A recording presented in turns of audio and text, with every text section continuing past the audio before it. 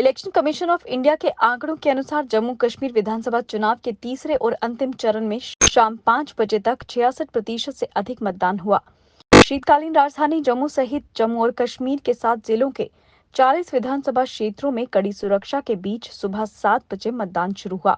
मतदान केंद्रों के बाहर लंबी कतारें देखी गई। 29.18 लाख से अधिक पात्र मतदाता 415 उम्मीदवारों के भाग्य का फैसला करने के लिए तैयार हैं। अधिकारियों ने कहा कि सभी क्षेत्रों में मतदान शांतिपूर्ण ढंग से चल रहा है और कहीं से भी किसी अप्रिय घटना की सूचना नहीं है। प्रधानमंत्री नरेंद्र मोदी ने मतदाताओं से लोकतंत्र के उत्सव को सफल बनाने के लिए जम्मू कश्मीर असेंबली इलेक्शंस के तीसरे और अंतिम चरण में अपने मताधिकार का प्रयोग करने का आग्रह किया। मोदी ने हिंदी में एक्स पर एक पोस्ट में कहा, आज जम्मू कश्मीर विधानसभा चुनाव में तीसरे और आखिरी चरण का मतदान है। मैं सभी मतदाताओं से अनुरोध करता हूं कि वे लोकतंत्र के उत्सव को सफल बनाने के लिए आगे आएं और अपना वोट डालें। प्रधानमंत्री ने कहा, मुझे विश्वास है कि पहली बार मतदान करने जा रहे युवा साथियों के अलावा महिला शक्ति भी बड़ी संख्या में मतदान में भाग लेंगी। कांग्रेस ने जम्मू कश्मीर के लोगों से असेंबली इलेक्शंस के तीसरे और अंतिम चरण में बड़ी संख्या में मतदान करने का आग्रह किया। राहुल गांधी ने लोगों से ये याद रखने का आह्वान किया कि ये चुनाव उनके स्वाभिमान और उनके अधिकारों के बारे में है। कांग्रेस अध्यक्ष मल्लिकार्जुन खड़गे ने मतदाताओं से उन लोगों को सबक सिखाने की अपील की जिन्होंने उनसे राज्य का दर्जा छीन लिया। एक्स पर हिंदी में एक पोस्ट में गांधी ने कहा, सभी मतदाताओं से अनुरोध है कि वे बड़ी संख्या में अपने घरों से बाहर निकलें और भारत के लिए मतदान करें। भारत के लिए आपका हर वोट जम्मू कश्मीर के भविष्य की नींव को सुरक्षित करेगा और आपको अपने अधिकारों के लिए लड़ने की ताकत देगा। जम्मू, सांबा और कठुआ जिलों के विभिन्न क्षेत्रों में रहने वाले लगभग 1.5 से 2 लाख लोग, विशेष रूप से सीमावर्ती क्षेत्रों में 3 समुदायों के सदस्य पश्चिमी पाकिस्तान शरणार्थी वाल्मीकि और गोरखा को आर्टिकल 370 और 35A के निरस्त होने के बाद अंध अधिवास का दर्जा मिला है। इससे वे जम्मू कश्मीर के मूल निवासी बन गए और इसीलिए उन्हें विधानसभा चुनाव में वोट देने, रोजगार, शिक्षा और भूमि स्वामित्व का अधिकार मिला। पहले वे केवल लोकसभा चुनावों में ही मतदान कर सकते थे।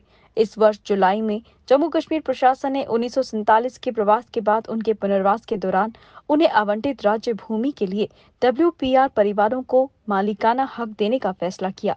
ये उन लोगों के लिए एक ऐतिहासिक क्षण है जिन्हें पिछले 75 वर्षों से जम्मू कश्मीर विधानसभा में राजनीतिक प्रतिनिधित्व की कमी थी।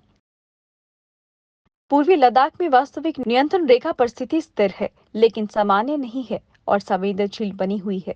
Chief of army staff general Upendra Dwivedi ने क्षेत्र में भारतीय और चीनी सेनाओं के बीच चल रहे गतिरोध के बीच कहा। उन्होंने कहा कि हालांकि दोनों पक्षों के बीच कूटनीतिक वार्ता से सकारात्मक संकेत मिल रहे हैं, लेकिन किसी भी योजना का क्रियान्वयन जमीन पर सैन्य कमांडरों पर निर्भर करता है। चाणक्य डिफेंस डायलॉग पर एक कार्यक्रम में जनरल द्विवेदी ने कहा कि पूरे मामले में विश्वास सबसे बड़ी क्षति बन गया है। उन्होंने कहा, स्थिति स्थिर है लेकिन ये सामान्य नहीं है और ये संवेदनशील है। अगर ऐसा है तो हम क्या चाहते हैं? हम चाहते हैं कि अप्रैल 2020 से पहले की स्थिति बहाल हो। दोनों पक्षों के बीच सैन्य गतिरोध मई 2020 की शुरुआत में शुरू हुआ था। उच्च पदस्थ IPS अधिकारी नलिन प्रभात ने RR स्वैन के रिटायरमेंट के बाद जम्मू और कश्मीर पुलिस के महानिदेशक का पदभार संभाला। प्रभात, जिनकी नियुक्ति की घोषणा अगस्त में गृह मंत्रालय ने की थी, ने यहां पुलिस मुख्यालय में एक सादे समारोह के दौरान स्वयं से पदभार ग्रहण किया। आंध्र प्रदेश कैडर के 1952 बैच के IPS अधिकारी प्रभात अपनी नई भूमिका में काफी अनुभव लेकर आए हैं। उनके विशिष्ट करियर में 3 पुलिस वीरता पदक और पराक्रम पदक सहित कई पुरस्कार शामिल हैं। 55 वर्ष की उम्र में उन्हें आतंकवाद विरोधी अभियानों में उनके व्यापक अनुभव के लिए जाना जाता है। उन्होंने पहले आंध्र प्रदेश में एक विशिष्ट नक्सल विरोधी इकाई ग्राउंड्स का नेतृत्व किया था।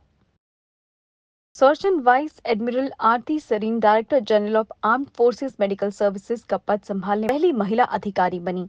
डायरेक्टर जनरल आर्म्ड फोर्सेस से संबंधित समग्र चिकित्सा नीति मामलों के लिए सीधे रक्षा मंत्रालय के प्रति उत्तरदायी हैं। सरीन AFMC पुणे की पूर्व छात्रा है और उन्हें दिसंबर 1985 में आर्म्ड फोर्सेस मेडिकल सर्विसेज में नियुक्त किया गया था। नौसेना अधिकारी के पास AFMC से रेडियो डायग्नोसिस में MD और टाटा मेमोरियल अस्पताल मुंबई से रेडिएशन ऑन्कोलॉजी में डिप्लोमेट नेशनल बोर्ड की डिग्री है। साथ ही पिट्सबर्ग विश्वविद्यालय से गामा नाइफ सर्जरी में प्रशिक्षण भी प्राप्त किया है। पीपल्स डेमोक्रेटिक पार्टी की अध्यक्ष महबूबा मुफ्ती ने जलवायु कार्यकर्ता सोनम वांगचुक और कई अन्य लद्दाखियों की हिरासत को लेकर केंद्र पर निशाना साधा और कहा कि लोगों से विरोध करने का मौलिक अधिकार भी छीन लिया गया है। लद्दाख को छठी अनुसूची का दर्जा देने की मांग को लेकर दिल्ली की ओर मार्च कर रहे वांगचुक और करीब 120 अन्य लोगों को सोमवार रात सिंधु बॉर्डर पर हिरासत में लिया गया। वांगचुक दिल्ली चलो पदयात्रा का नेतृत्व कर रहे हैं, जो 1 महीने पहले लेह से शुरू हुई थी। दिल्ली पुलिस ने बवाना पुलिस स्टेशन के आसपास सुरक्षा बढ़ा दी है, जहां उन्हें रखा गया है। पुंछ जिले में नियंत्रण रेखा के पास संदिग्ध तरीके से घूमते पाए जाने के बाद 32 वर्षीय मूक बधिर व्यक्ति को हिरासत में लिया गया। शाहपुर गांव में सीमा बाढ़ के पास गश्त के दौरान सेना के जवानों ने संदिग्ध व्यक्ति को रोका। व्यक्ति को पूछताछ के लिए ले जाया गया है।